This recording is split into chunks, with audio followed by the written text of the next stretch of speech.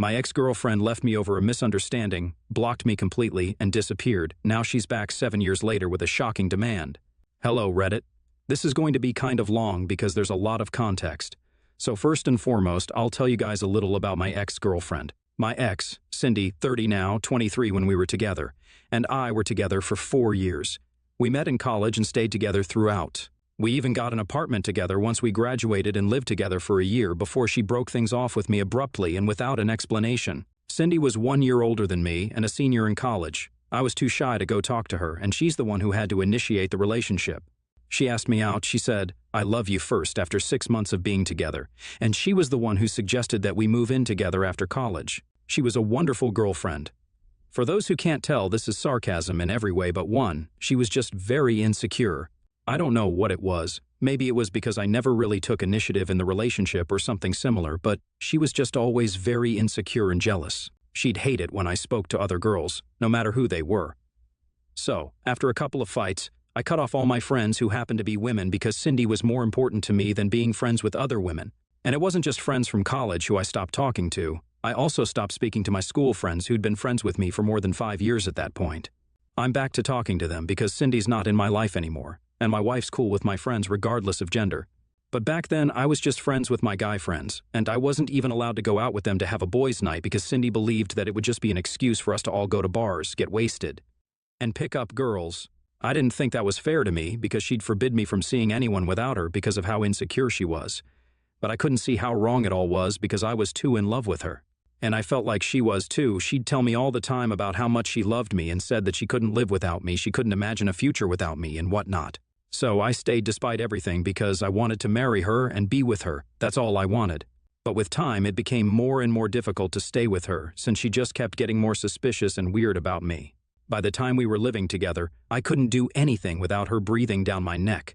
She checked my phone all the time, she'd monitor my movements, and if I didn't update her on my location at all times, then she'd threaten to lock me out when I came back home.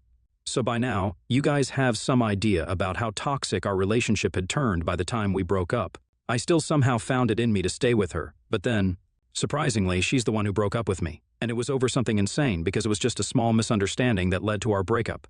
One day, my sister visited me without announcing her visit, which she usually did to make sure Cindy didn't suspect me and think that maybe I was having other girls over. Cindy wasn't at home when my sister Lauren, 33 Fahrenheit, dropped by. She was at a friend's place because she was allowed to meet her friends, and I wasn't allowed to suspect her. Anyhow, Lauren surprised me by dropping in unannounced, and I was so surprised to see her that I didn't even text Cindy to tell her that Lauren had come over, which I would have usually done. We got to talking, and we spent around 2 hours together at home.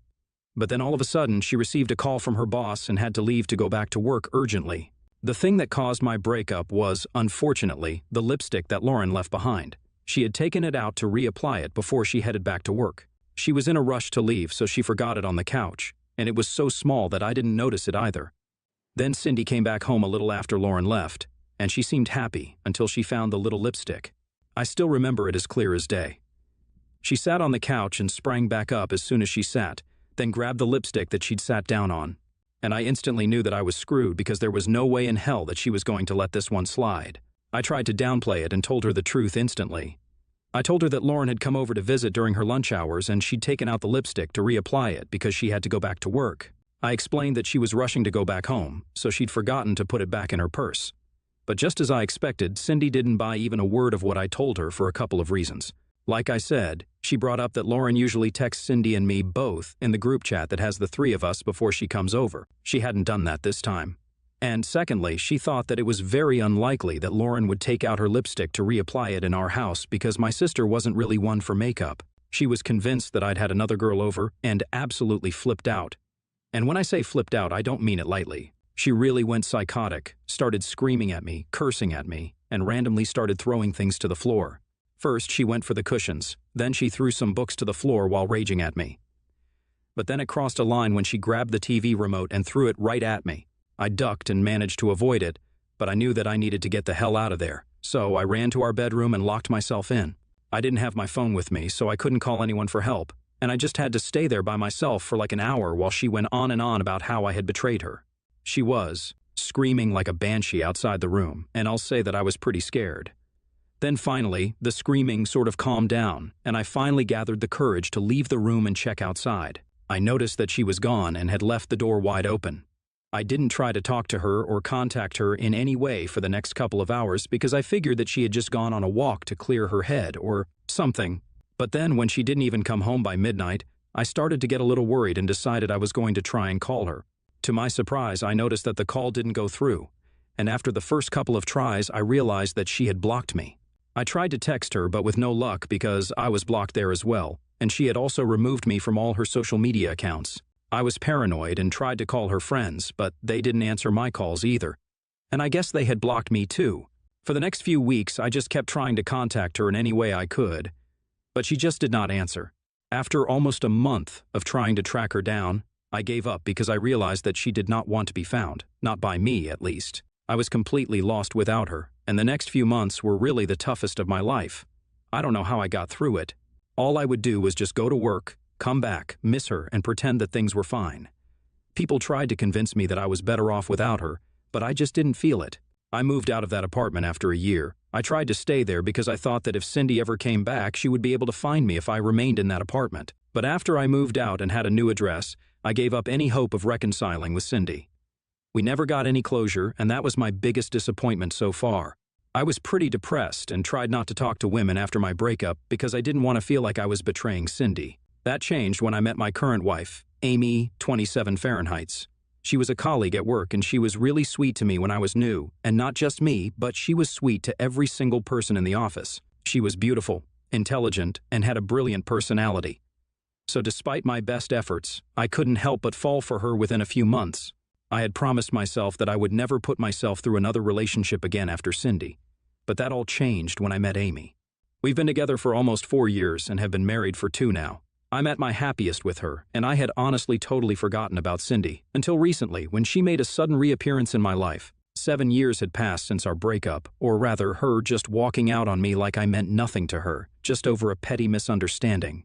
Last weekend, my wife and I were just chilling at home when she suddenly rang our doorbell.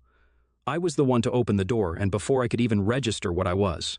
Seeing in front of me, she dragged the little boy, around 7 years old, right in front of me and demanded that I pay 7 years of child support immediately. She completely tore into me before I even had a chance to speak and started yelling at me about how she had spent the last 7 years of her life trying to track me down so our son could finally have a father.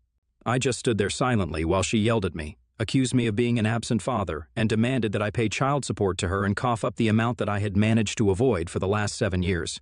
I had no idea how to respond to any of that and just stood there like an idiot while she continued to scream at me. Obviously, it was not my fault. I had even waited for her to come back for 1 year after she had left abruptly. She was the one who had abandoned me and our relationship, and I was 100% sure that it was not even my son who she brought along with her. The reason I was not saying anything was because I was literally too shocked to say a word. Noticing that I had been gone for a couple of minutes, Amy decided to come out and check what was going on. And that's when the situation turned around because as soon as she saw my wife, Cindy's face lost all color, and it appeared that she knew she was screwed. At the time, I was not aware of what was happening, but all I knew was that Cindy was not okay when she saw my wife, and even Amy seemed really surprised to see Cindy there. Before I could say anything, Amy and Cindy started arguing, and I couldn't make out what they were yelling at each other about. But I knew that things were bad, and they already knew each other from before. They were at each other's throats, verbally attacking each other and calling each other every derogatory name in the book. And I stood there like a silent spectator along with the other little boy, trying to figure out what was going on. Then finally, Amy brought out the big guns and said that if Cindy didn't leave, then she was going to call the cops, and that would not be good for her. Cindy did not look happy about it, but ultimately she left after shooting us both dirty looks and cursing us out some more. When she heard that Amy threatened to call the cops again, and I'm not even kidding, Cindy literally made a run for it. She grabbed her son as soon as Amy mentioned the cops and got out of there as quickly as she could. I had no idea what just happened, but I figured that Amy would tell me everything after Cindy left. Now, this is where things took a really weird turn because as soon as Cindy left, Amy turned towards me and started screaming at me, saying things like, "How could you do this to me? And I can't believe you hid this from me." I still didn't say anything and just stood there looking at her really confused because that's how I felt. I was really confused. And the things she was accusing me of also did not make any sense to me. She was acting as if I had hidden my relationship with Cindy from her on purpose or something, but I had not done that. I'd always been very open with Amy and told her everything about my ex, so I did not understand why she was reacting the way she was. The only thing that I hadn't done was show her a picture of Cindy ever. But that wasn't on purpose. It was mostly because I had lost my phone before I moved into my new house, and it had all my pictures with Cindy on it.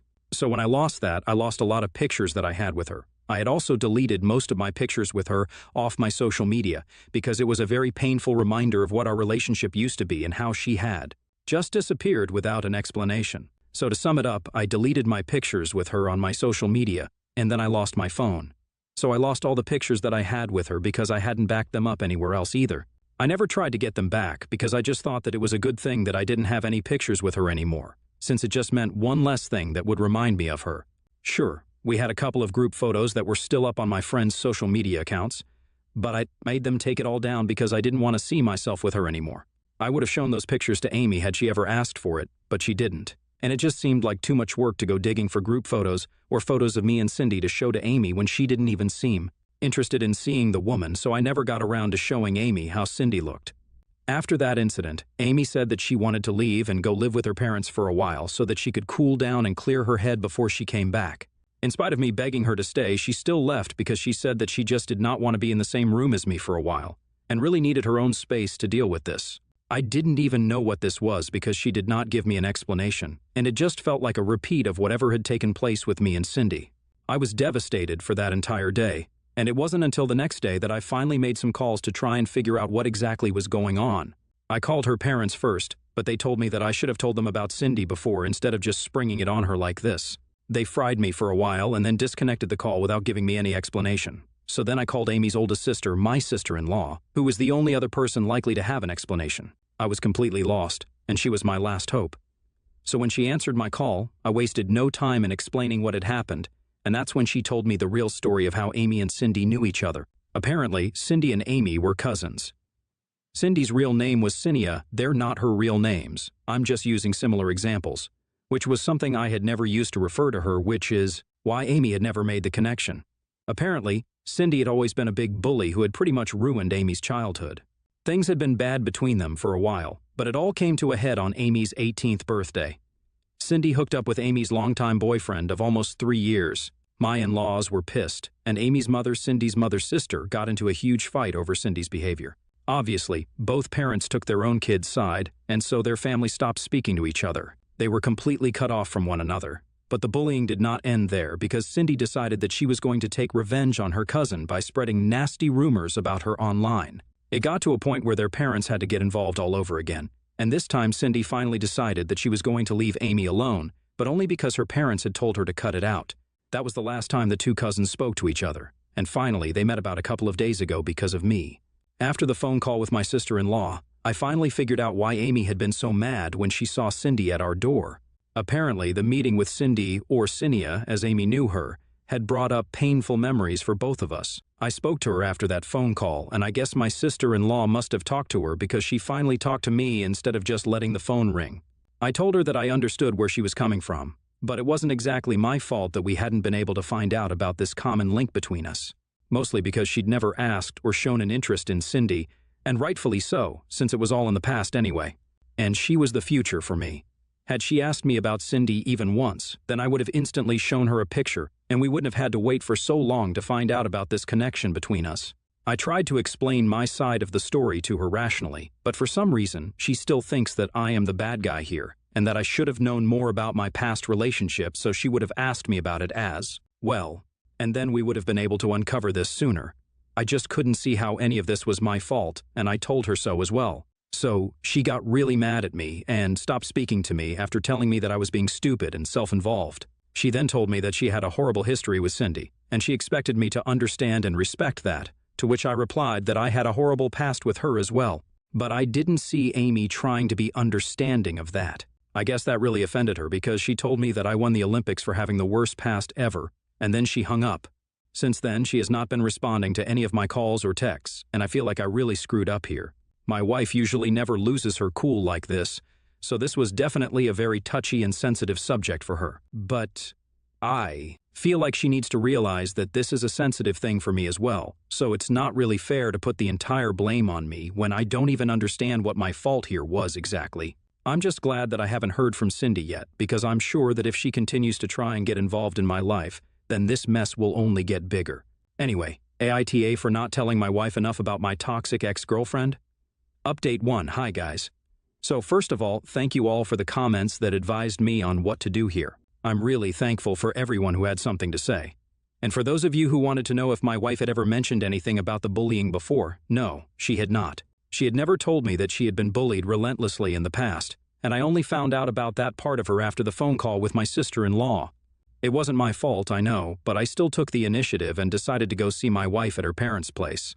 I wanted to make this relationship work, and I knew that if I wanted to be with her, then I would have to go and set things right, even if it wasn't my fault. Because it was us versus the problem, and not her versus me. Yesterday, I finally visited her after almost a week of not speaking to each other. Both my in-laws and Amy were pretty surprised to see me there, but I didn't wait for them to say anything. And as soon as the door had been opened, I went straight to Amy and gave her a big bear hug. She was taken aback, but she hugged me back, and we just held each other for a few minutes before we even said anything. This last week had been tough for both of us, and we knew we just wanted to be together. Who was right and who was wrong didn't even matter anymore.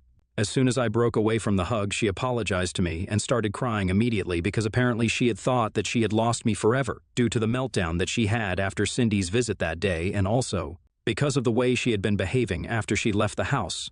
She acknowledged that she had been totally unreasonable and irrational in dealing with the situation and just kept apologizing constantly. Her parents and I consoled her and calmed her down as she sobbed profusely.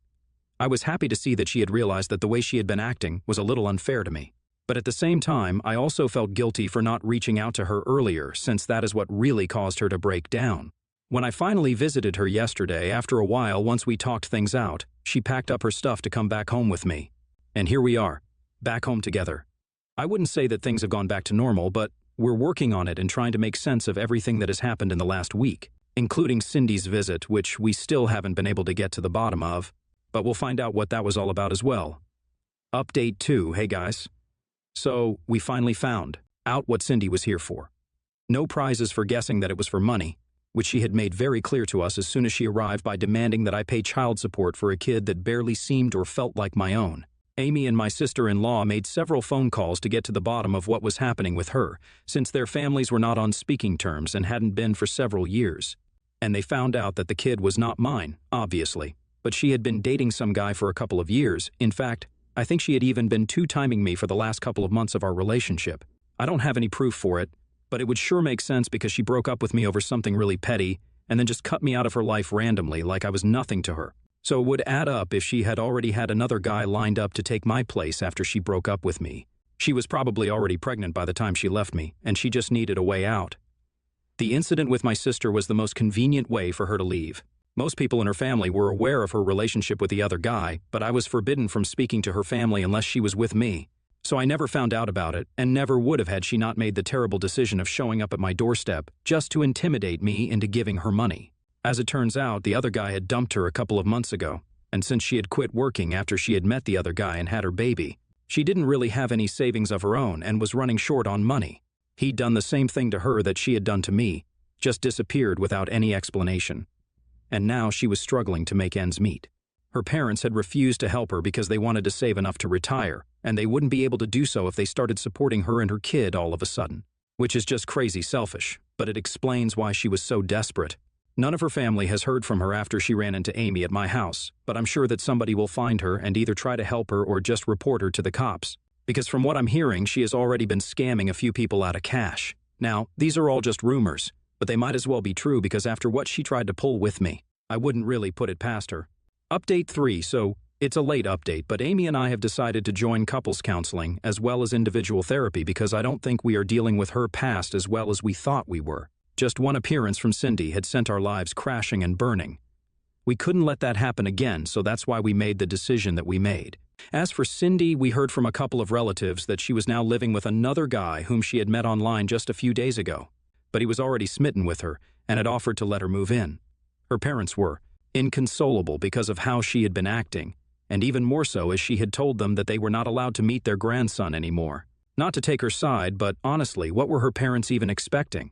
They had turned her away when she needed them, and now they expected her to just be fine with it? That's just ridiculous. They had always enabled her behavior, be it with me or with Amy. Her parents weren't pleasant people, and clearly neither was she. The apple doesn't fall too far from the tree, and she's living proof of it. Amy and I just feel bad that the poor kid has to suffer the consequences of her bad decisions.